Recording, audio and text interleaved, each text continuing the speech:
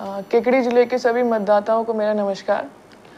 जैसा कि आप सबको विदित है, 26 अप्रैल को हमारे यहाँ लोकसभा चुनाव है, जिसका समय सुबह 7 बजे से शुरू है, शाम के 6 बजे तक। मेरी आप सबसे अपील है कि कृपया इस दिन का अपनी भागीदारी निभाएं। हमारी तरफ से हमने सभी बूथ पे आपके लिए पर्याप्त मात्रा में पानी, छाया, बैठने की व्यवस्था और व्हील चेयर की उपलब्धता करवाई हुई है। ये लोकतंत्र का बड़ा पर्व है, आप सभी की इसमें जिम्मेदारी है और इस जिम्मेदारी को हम निभाएंगे, तभी हमारा लोकतंत्र मजबूत होगा। तो पुनः निवेदन है कि कृपया इस दिन पधारें और अपना वोट, अमूल्य वोट जरूर डालें। धन्यवाद।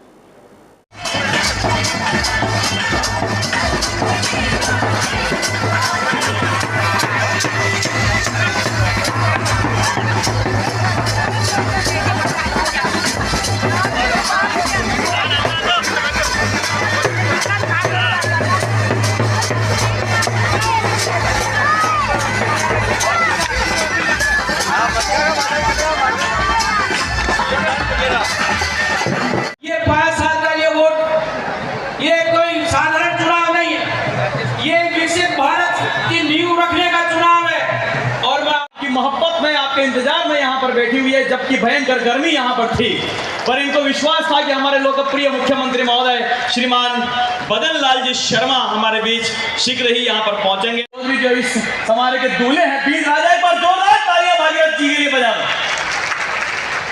और लीजिए। इससे पहले कि हम एक व्यवस्था जो सनातन क्रमांक से चलती है, हम उनका शर्मा हमारे बीच यहाँ पर पधारने वाले हैं। उनका हेलीकॉप्टर भीलवाड़ा से उड़ चुका है। इस बीच आज के समारोह की शोभा इस मंच पर विराजमान होने के लिए चौधरी के समर्थन में उनका 51 किलो की माला के साथ हमारे क्षेत्र के समस्त जिला एवं मंडल अधिकारियों का हार्दिक स्वागत और अभिनंदन कर रहे हैं। यह एक निश्चित हाथ मुट्ठी बांध के जोरदार तरीके से बीजेपी बीजेपी बीजेपी। आज इस चुनावी सभा में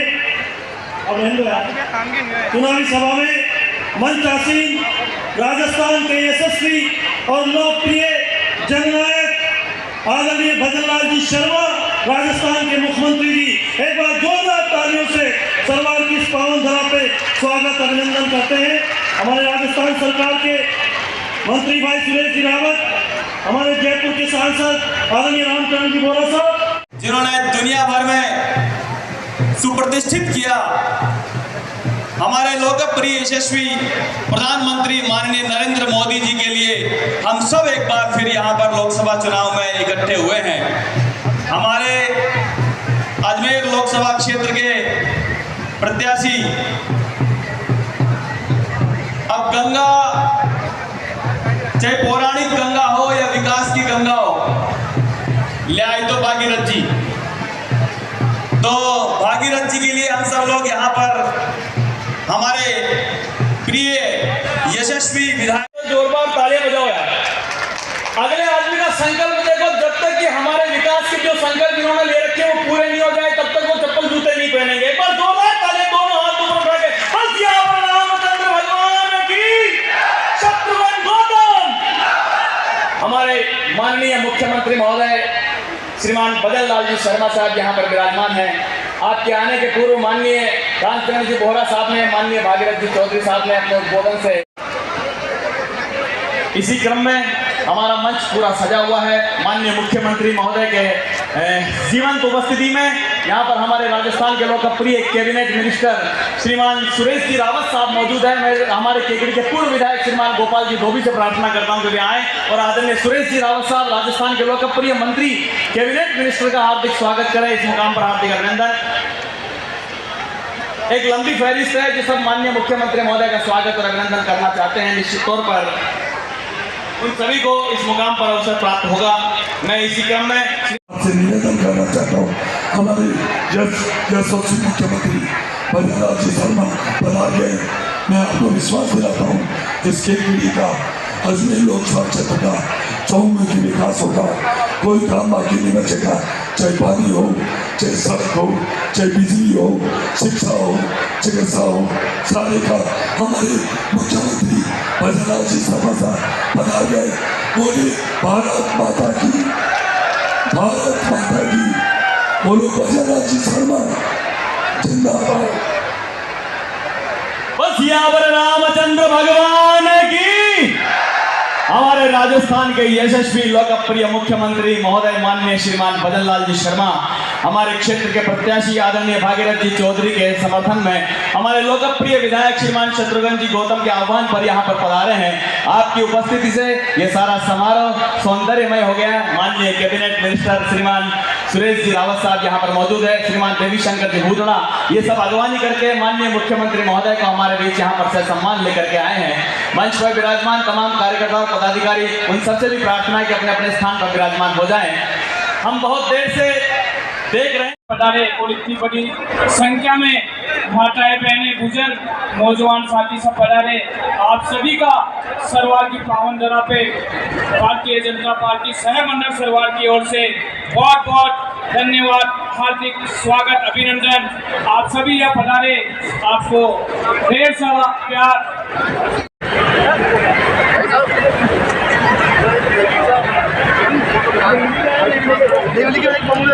माननीय मुख्यमंत्री महोदय निश्चित तौर पर लंबी कांग्रेस के कह रहे को जांच क्यों करा रहे हो?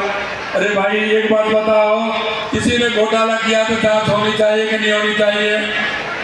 जांच होनी चाहिए कि नहीं होनी चाहिए? उसको पकड़ना चाहिए कि नहीं पकड़ना चाहिए? अरे भाई जब पकड़ रहे तो क्यों चिंता हो रही है?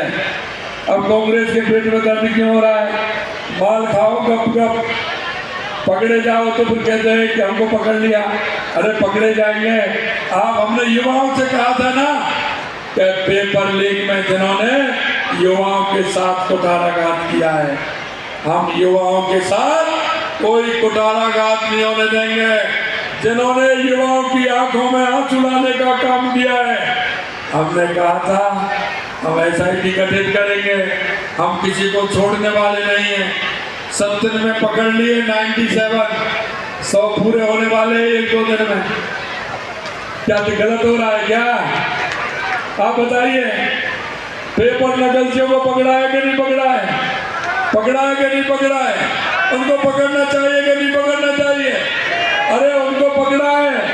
100 तो आ गए, लेकिन ये तो वो थे जिन्होंने पेपर खरीदा था। किसी ने पेन ड्राइव में खरीदा है, किसी ने व्हाट्सएप में लिया है, किसी ने पैसे देकर के उनसे खरीदा है। अभी वो दुकान वाले तो बच रहे हैं ना, जिन्होंने पेपर नकल का शोरूम खोल रखा था। जिन्होंने शोरूम खोल को पकड़ना चाहिए कि नहीं पकड़ना चाहिए? आप बताइए, पकड़ना चाहिए कि नहीं पकड़ना चाहिए? अभी वो आ रहे हैं, उनका नंबर लगने वाला है। आपको विश्वास दिलाना चाहता हूँ, एक भी ऐसे सौदागर है, एक भी ऐसा है जिसने लूट और झूठ की दुकान खोल रखी है, एक को भी नहीं छोड़ा जाएगा, एक को भी नहीं छोड़ा जाएगा। ये मैं आपको विश्वास दिलाता हूं। मैं तो आपके बीच में जो संकल्प पत्र हम लेकर के आए, हमने कहा एंटी गैंगस्टर फोर्स का गठन हमने किया। लोग आते थे, व्यापारियों को धमकाते थे, सिंडिकेट जेल से चलाते थे। हमने कहा हम एंटी गैंगस्टर फोर्स बनाएंगे और हमने बना दी। हमारी वो एंटी गैंगस्टर फोर्स काम कर रही है। हमने कहा कोई भी गैंगस्टर अगर राजस्थान में या तो आएगा नहीं, अगर राजस्थान में आ गया तो राजस्थान से वापस जाएगा नहीं। ये हम आपको विश्वास कराएं मेरे भाई और बहनों, क्योंकि घड़ी की सुई लगातार चलती जा रही है, समय होता जा रहा है। मैं आपसे यही निवेदन करना चाहता हूँ, कांग्रेस ने 70 साल में सबसे ज्यादा अगर राज किया है तो कांग्रेस ने किया। कांग्रेस ने हमेशा भ्रष्टाचार की राजनीति की। अगर इस देश में कोई भ्रष्टाचार की जर्नी है तो वो कांग्रेस है। और जब चुनाव आते हैं तो झूठे वादे करने के लिए आते हैं, झूठी घोषणाएं करते हैं, झूठे वादे करते हैं। मैं आपसे पूछना चाहता हूँ, पिछली बार इन्होंने आपसे झूठा वादा किया कि नहीं किया? कहा कि नहीं कहा किसानों का संपूर्ण कर्जा माफ करेंगे? भाई आपका कर दिया, अजमेर वालों का तो पता नहीं। बताइए केकड़ी वालों, अरे आप बताइए, पीछे जो है आपका कर्जा माफ किया है क्या? अरे किसी का कर्जा माफ हुआ है क्या? अब आप देख लीजिए, जी की घोषणा थी, इन्हीं ने घोषणा की थी। और युवा भाई मेरे खड़े हैं, इधर भी खड़े हैं उधर भी खड़े हैं, इनसे भी कहा था कि हम भत्ता देंगे 3,500 रुपये। अरे भत्ता मिला है क्या किसी को? अरे किसी को मिला हो तो बताइए। ये कांग्रेस है साहब, ये कांग्रेस है। ये झूठ और लूट से दुकान खोल दी है, अब भी सपने दिखा रहे हैं, कह रहे हैं हम 1-1 लाख रुपए देंगे। अरे भाई मैं एक बुजुर्ग का वीडियो देख रहा था, एक बुजुर्ग को 90-100 साल के बुजुर्ग थे, उनका करता हूँ, आप सभी का अभिनंदन करता हूँ।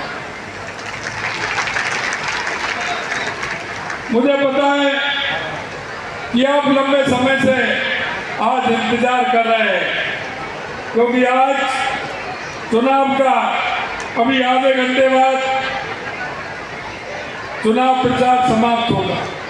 मैं आज लगातार डूंगरपुर, भीलवाड़ा, प्रतापगढ़ कई जगह लगातार कार्यक्रम हुए, थोड़ा समय विलंब हुआ, निश्चित रूप से आपको परेशानी हुई, उसके लिए मैं क्षमा चाहता हूँ। मैं मित्रों में आपको बताना चाहता कि आपने देखा होगा देश के यशस्वी प्रधानमंत्री नरेंद्र मोदी जी ने 2014 के बाद गरीब की परिभाषा बदलने का काम किया है, गरीब की परिभाषा बदलने का काम किया। यही नहीं, मैं आपसे कहना चाहता हमारी माता बहनों का सबसे ज्यादा अगर कोई ख्याल रखने वाले हैं तो हमारे देश के यशस्वी प्रधानमंत्री नरेंद्र मोदी जी हैं, जिनके मन में हमेशा माता बहनों के लिए कि किस तरह से हमारी माता बहनें आगे बढ़े, किस तरह से हमारी माता बहनें अपने काम को स्वयं करें, क्योंकि उनको पता है इस देश का विकास जब तक हमारी माता बहनें अपने पैरों पर खड़ी नहीं होंगी, माता बहनों को जब तक सुविधा नहीं मिलेगी, हमारा देश विकसित नहीं हो सकता। आपने देखा होगा अगर सबसे ज्यादा माता बहनों के लिए काम किया तो देश के यशस्वी प्रधानमंत्री नरेंद्र मोदी जी ने किया। माता बहनों का 70 साल में किसी ने ख्याल नहीं रखा। अगर माता बहनों की परेशानी देखी, उनको देखा कि हमारी माता बहनें अंधेरे का इंतजार करती थी, सुबह अंधेरे में भोर होने से पहले शौच के लिए, निवृत्त होने के लिए जाना पड़ता था। देश के यशस्वी प्रधानमंत्री नरेंद्र मोदी जी के मन में यह विचार आया कि माता बहनों के लिए शौचालय बनना चाहिए, शौचालय बनना चाहिए। तो शौचालय बना करके माता बहनों को सम्मान देने का काम किया, तो देश के हमारे विकास की योजनाएं हो और हमारी सीमाओं की सुरक्षा हो और दुनिया में बढ़ता हुआ भारत का गौरव हो, ये अगर किसी ने किया है तो देश के यशस्वी प्रधानमंत्री नरेंद्र मोदी जी ने किया है। आपने देखा था देश के अंदर आतंकवादी आते थे, बम फोड़ करके चले जाते थे, सीमाओं की पर आते थे, सैनिकों को सिर काट करके ले जाते थे। मैं आपसे कहना चाहता हूं 2014 के बाद किसी की हिम्मत हुई है क्या? अरे बताइए, किसी की हिम्मत हुई है क्या? अरे मोदी जी ने कहा, पहले सेना कहती थी कि हमारे तो हाथ बांध रखे हैं, मोदी जी ने कहा कि मेरे सैनिकों के हाथ खुले हुए हैं, अगर उससे उधर की तरफ से एक गोली आएगी तो इधर से एक बड़ा वाला गोला जाएगा, इधर से गोला जाएगा। सेना को छूट है कोई भी निर्णय लेने का, हमारा सीमा पर बैठा हुआ हमारा सैनिक उसके लिए स्वतंत्र है। एक बार हिम्मत की थी, उन्होंने हिम्मत की थी तो उनको जवाब दिया कि नहीं दिया? बताइए, जवाब दिया ना? अंदर घुस के मारा क्या नहीं मारा? उसको याद दिला दी ना, छठी की याद दिलाने का काम किया। ये मोदी जी की सरकार है साहब, ये मोदी जी की सरकार है। मैं आपको निवेदन करना चाहता हूँ कोरोना की कितनी बड़ी महामारी थी। दुनिया कहती थी कि भारत इतना बड़ा देश है, जनसंख्या वाला देश है, कैसे होगा। मोदी जी ने देखा ना आपने, मोदी जी ने कोरोना के समय में देश को सुरक्षित भी किया और टीका भी लगवाने का काम किया। और यही नहीं, देश में तो लगवाया, लेकिन दुनिया के 75 देशों से ज्यादा उनको भी फ्री टीका देने का काम देश के यशस्वी प्रधानमंत्री नरेंद्र मोदी जी ने। जब 2010 से पहले हमारी अर्थव्यवस्था 11वें स्थान पर थी और अब हमारी अर्थव्यवस्था 5वें स्थान पर है। 5वें स्थान पर 2027 की घोषणा तो करते हैं, लेकिन उसके बाद उस घोषणा पत्र को खोलकर कांग्रेस नहीं देखती है। आपसे पिछले चुनाव में भी वायदे किए थे और अभी आज 4 महीने पहले मैं धन्यवाद देना चाहता हूं केकड़ी विधानसभा के एक कार्यकर्ता को, एक जनता को, कि उन्होंने राजस्थान के अंदर बहुत बड़े बहुमत के साथ भारतीय जनता पार्टी की सरकार बनाई। इसके लिए मैं आप सभी को दिल की गहराइयों से बहुत बहुत धन्यवाद और साधुवाद देना चाहता हूं। मित्रों, आपने उनको सबक सिखाने का काम किया। बड़े बहुमत के साथ भारतीय जनता पार्टी की सरकार आपने बनाई। कांग्रेस तो हमेशा झूठ और लूट की दुकान खोलती है, झूठ और लूट की दुकान खोलती है।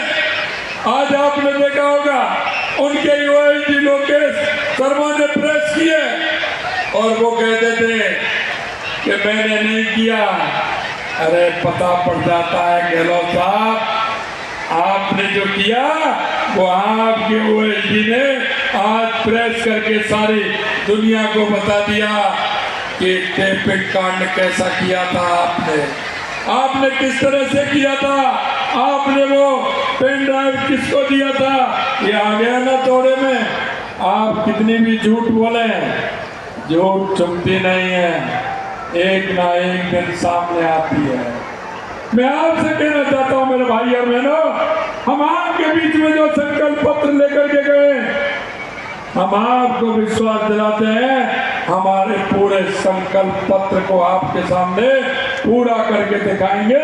ये हम आपसे वादा करते हैं। आपने देखा होगा आज हमारी सरकार को 4.5 महीने बने हुए हैं। हमें 90 दिन का 3 महीने का काम करने का मौका मिला था, क्योंकि 3 महीने बाद आचार संहिता लग गई थी। हम आपसे कहना चाहते हैं, हमने जो हमारा संकल्प पत्र था उसको 45% पूरा किया, 45% पूरा किया। हमने आपसे वादा किया था कि किसान सम्मान निधि हम बढ़ा के रहेंगे। हमने पहली कैबिनेट में 6,000 रुपये आपको देश के यशस्वी प्रधानमंत्री नरेंद्र मोदी जी देते हैं, और हमने पहली किस्त पहली कैबिनेट में 2,000 रुपये किसान सम्मान निधि देने का काम हमारी सरकार ने किया। यही नहीं, भारत माता की जय जय श्री राम, जय जय श्री राम, जय जय श्री राम। आप सभी को बहुत बहुत धन्यवाद। जय हिंद, जय भारत। माननीय मुख्यमंत्री महोदय से अनुरोध है कि थोड़ा सा समय आपका और चाहिए। हमारे क्षेत्र के माली समाज के और गुर्जर समाज के व्यक्ति